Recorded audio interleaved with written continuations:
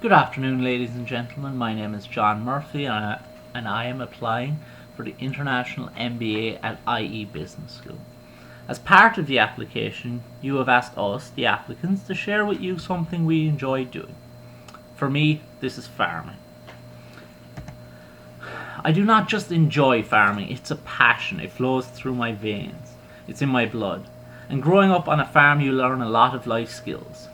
But before I get into what I've learned, let me give you some background about my situation, so you better know where I am coming from.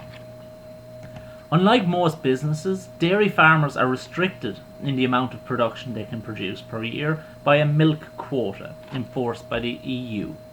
It is about maximising the product. In Ireland, the industry is dominated by black and white cows, either Friesian or Holstein. These cows are aimed at reaching the quota in as few cows as possible. In a simple business analogy, fewer units producing greater quantity.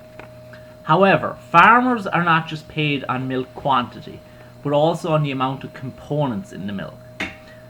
The emerging trend by the industry experts was to increase production per unit, but decrease these components.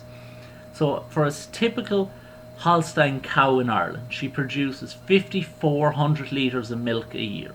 This contains 3.5% fat and 3.3% zero protein. This is paid at 25 cents a litre, giving the farmer a revenue of €1,350 per year per cow.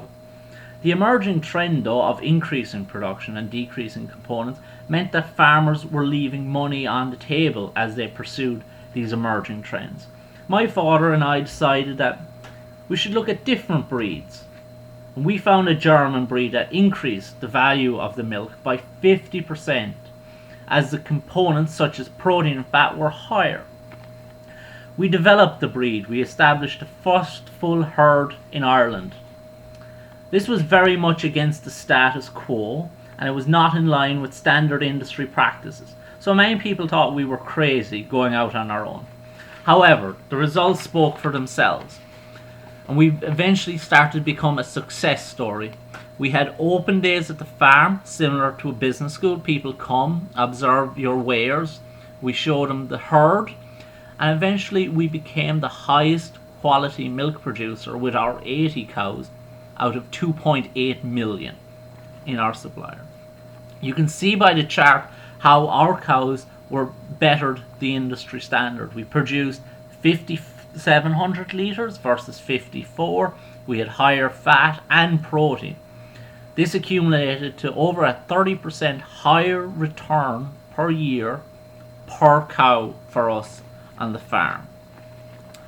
On top of that, my dad and a few others had struggled for years with existing AI studs to import semen to promote the breed.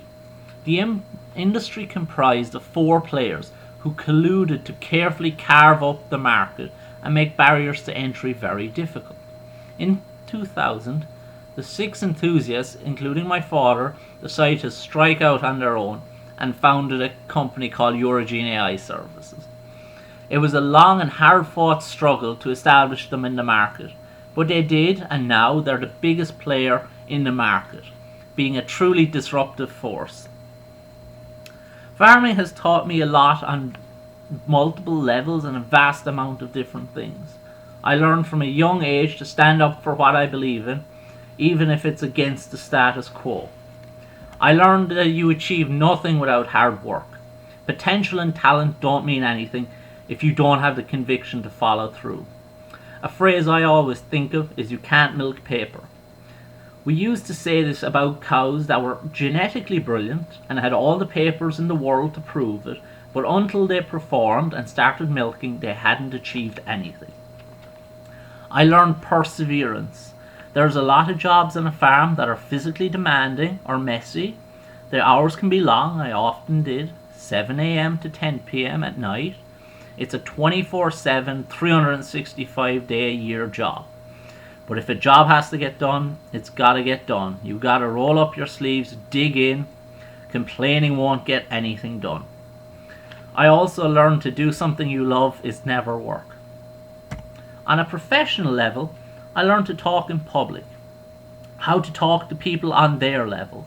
You can't do a sales pitch unless you understand where they are coming from and what their business issue is that they need resolving. It doesn't matter if you're selling cattle or software.